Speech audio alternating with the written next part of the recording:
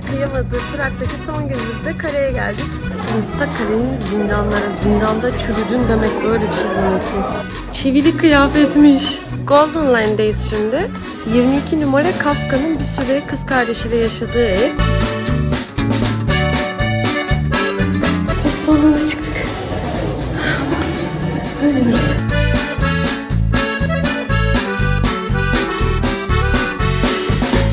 Siz de rahatlıkla bu sokakta eğlenebilirsiniz.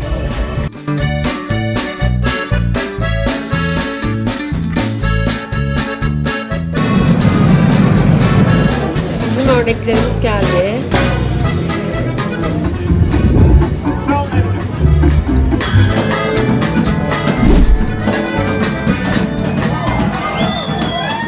Biz uyandık. Prag seyahatimize Prag Kalesi ile devam ediyoruz. Bugün ulusal maraton var. Meğer ulusal maraton Çekya için bütün festivallerin başladığı ilk etkinlikmiş. O yüzden çok önemliymiş. Bugün birçok yer kapalı. Marketler bile. Tüm dünyadan gelen maratoncular burada koşuyorlar. İnsanlar her yerde yolların kenarında maratoncuları bekliyor. Çok tatlı. Halk burada toplanmış ve koşanları büyük bir zevkle alkışlıyorlar. Metroya için metro içindeki bilet ofislerinden bilet alıyoruz. Dakikaya göre yalnız bu arada. Biz tüm gün almadık çünkü yürüyerek gezmeyi seviyoruz. Şimdi sadece kale bölgesi için alıyoruz. Bu arada metro merdivenleri inanılmaz hızlı gidiyor. Ha? Böyle. Niye böyle? Moskova metrosu böyle. Moskova metrosu. Bu kadar hızlı mı iniyor? İnanılmaz hızlı gidiyor şu an. Çık. Hitler'in bile bombalamayı kıyamadığı Prag'daki son günümüzde kaleye geldik. Burası Çekya'nın apayrı bir tarafı. Çok güzel. Manzarayı daha yukarıdan bakarken bile Prag'ın ne kadar güzel olduğunu anlayabiliyoruz. Bakalım kalede bizi neler bekliyor. Prag Kalesi'nin girişindeyiz. Burada Prag'ı tepeden izleyebiliyoruz. Charles Köprüsü.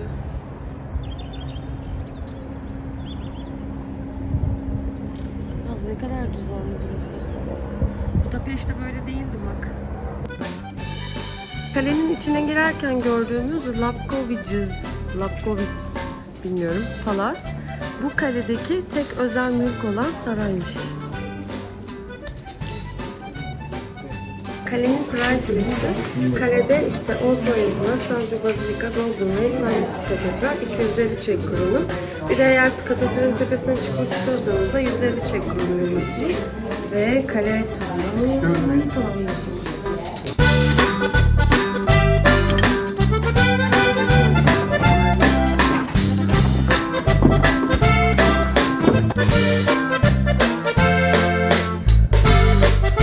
O zamanki şövalyelerin kıyafetleri, silahları, kılıçları, kalkanları, her şeyleri burada.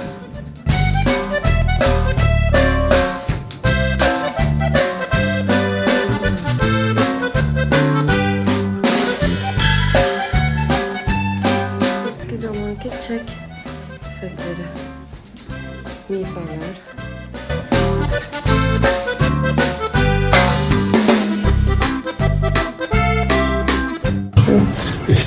Eski kale kanalizasyonuymuş. Evet, buradan tuvaletinizi yapıyor musunuz? Aşağıdan da biri temizliyormuş. Burası eski zamanların işkence odası. İşkence aletleri. İşkence aletleri. Ya damlatıyorlar. Bak. Bak nasıl şey.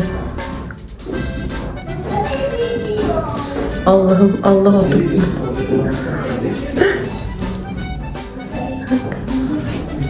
Boşaltıyorsun artık. Nasıl dolduruyor?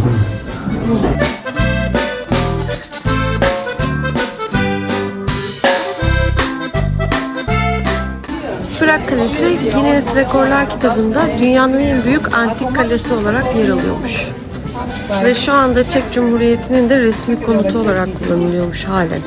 Burası kalenin en şirin yerlerinden biri olan Golden Lane. Hikayeye göre burada daha önceden simyacılar yaşadığı için adı Golden Lane olarak ya da simyacılar yolu olarak bilinmektedir. 22 numara Kafka'nın bir süre kız kardeşiyle yaşadığı ev. Kırılgan ruhlu Kafka bazı eserlerini burada yazmış. Kafka'nın evinin içine giriyoruz. Depresif yazarımız. Burada. Şimdi kitapçı alıyormuş. Evlerin çok kadar küçük ki simyacılardan önce halk da burada yaşıyormuş. Gördüğünüz gibi kıyafeti, silahları, her şeyi bu küçük evin içinde. Burası da film koleksiyonları olan Joseph Kazla'nın evi. Filmlere bakar mısınız?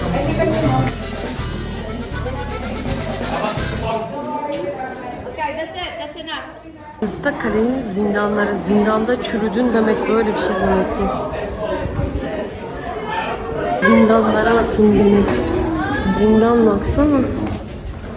Şu ne ki? Çivilik kıyafeti, çivili. Çivili kıyafetmiş. Bu da Cüneyt Arkın'ın videosu gibi defalarca kez. Buralarda da Yaşasın Cüneyt Arkın filmleri. Golden Lane kısmı çok güzeldi ama işkence odası kısmı hiç hoş değildi. Çok ürkütücüydü. O çağlarda yaşamak istemedim birden.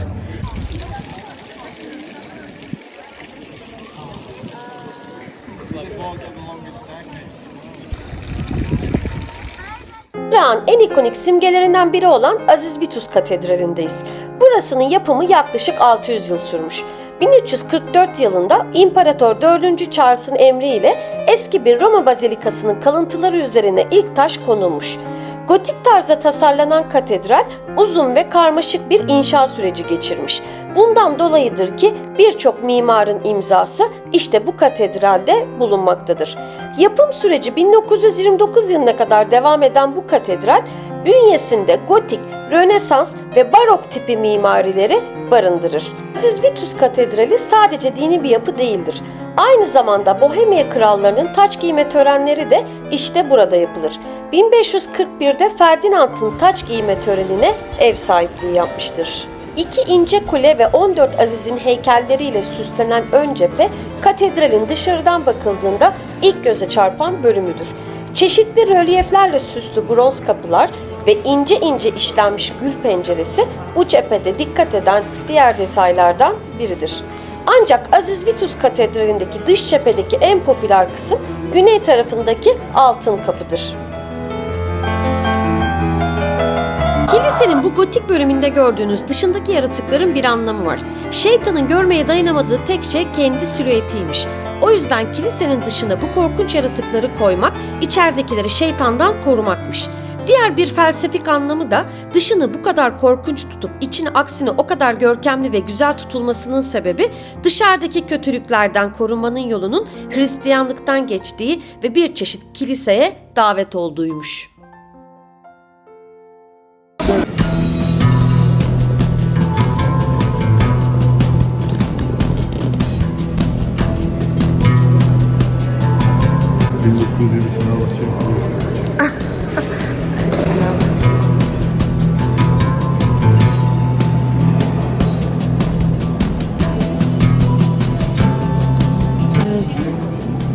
Kilisenin duvarlarında İsa'nın gördüğü işkenceleri anlatan figürler çok meşhurmuş.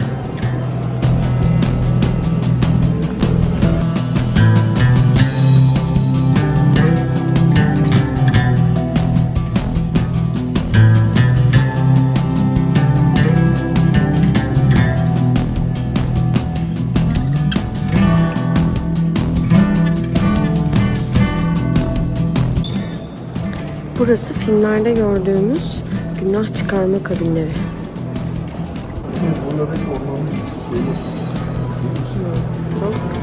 Evet. Kocamın anlattığına göre 1620'deki Prag'ın görüntüsüymüş.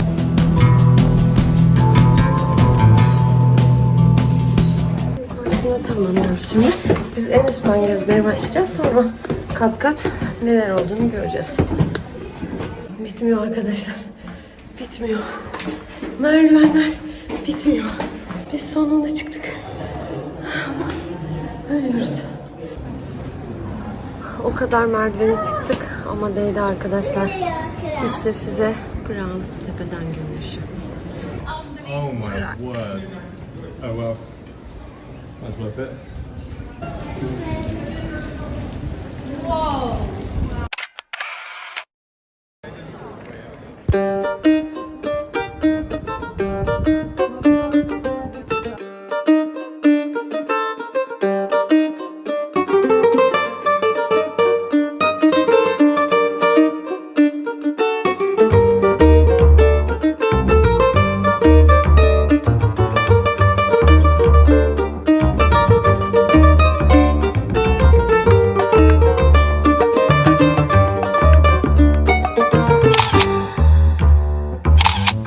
Köprünün hemen bitiminde bizi Kafka Müzesi karşılıyor. Bahçesinde gördüğünüz 2 tane işeyen adam heykeli David Henry tarafından yapılmış.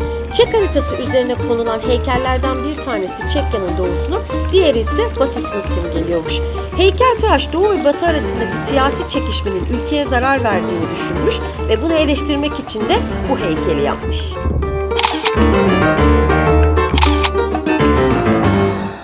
Kafka Müzesi'nin içine izin vermedikleri için maalesef ki size gösteremiyorum. Ama birazdan izleyeceğiniz muhteşem Vltava Nehri manzarası ve Kyle Köprüsü'nü işte sizin için gösteriyoruz.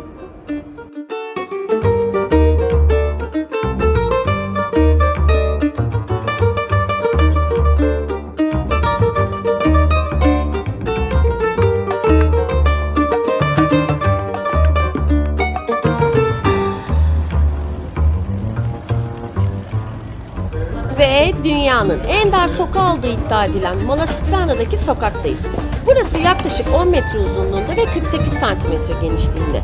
Sokağın her iki ucuna 2 trafik ışığı yerleştirilmiş. Trafik ışıkları geçidin dolu olup olmadığını bildirmek için kullanılıyor.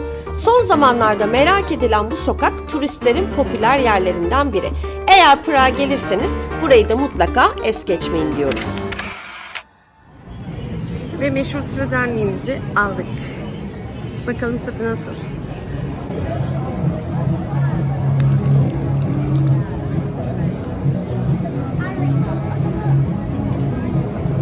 Biz şimdi kendimiz saatlerdir sokaklarda dolaşıyoruz. Anca yemek yemeye gelebildik. Burası 1466'dan beri olan U Medvedku restoran diye bir yer. Telaffuz nasıl yine bilmiyorum. Geleneksel Çek yemekleri var. Şimdi onları denemeye giriyoruz. 66. Şaka değil. Bunca yıldır. Hop. Birazcık kendimize hediyelik eşyalar aldık.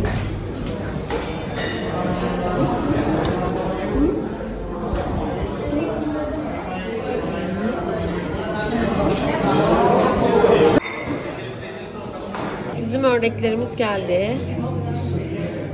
Çok lezzetli gözüküyor. Umarım tadı da bu kadar güzeldir.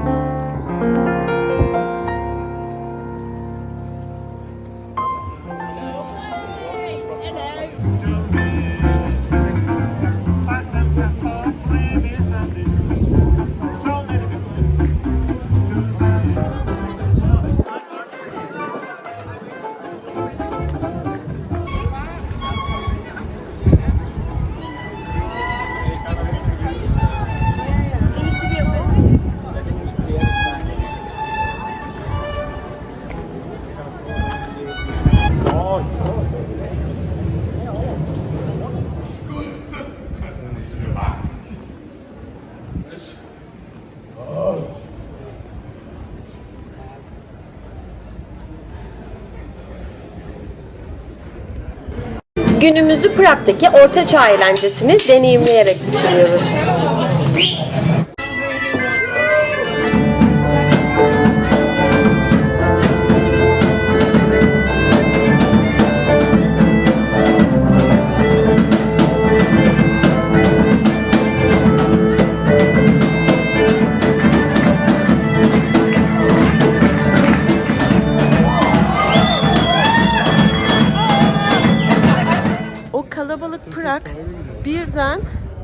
bomboş Prag'a dönüştü. Evet, sahilde inelim. Şimdi geri inelim. Günaydın. Prag'da son saatlerimiz. Yaklaşık bir 4-5 saatimiz var burada geçireceğimiz. Sonra havaalanına gideceğiz. Otelimizin bahçesindeyiz şimdi. Dediğim gibi Alpler Otel'deyiz. Büyük ara bir bahçesi var. Kahvaltı çok güzel, otel çok temiz. Biz çok beğendik. Bir daha gelirsek tercih edeceğimiz yerlerden biri. Size de tavsiye ediyorum. Gayet rahat, keyifli. Hele yazın çok daha güzel olur. Baksanıza bahçesi. Böyle kocaman bir otelin içinde ara bahçe var. Şöyle. Böyle Aziz Bey. Söylediğim gibi gönül rahatlığıyla tercih edebilirsiniz.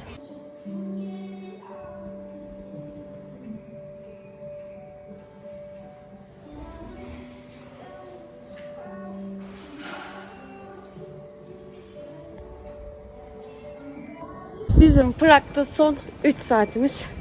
Son bir tur yapacağız ve çok üzülerek ayrılacağız.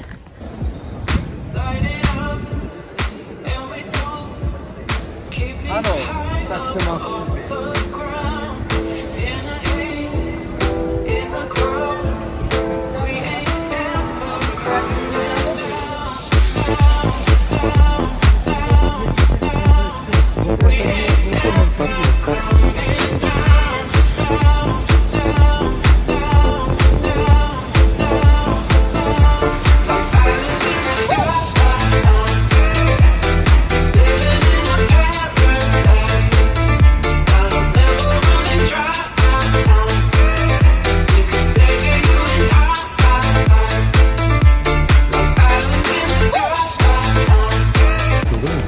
Evet, Tredenlik'le ilgili konuşuyoruz. O kadar güzel kokuyor ki.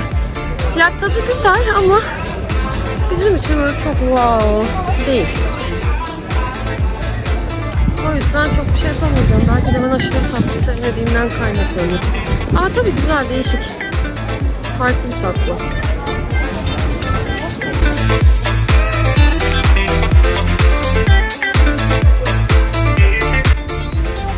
Her yer olan kendi şoklar.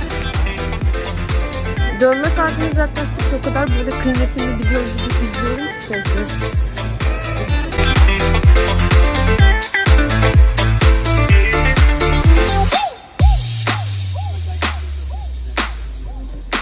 Artık taksideyiz.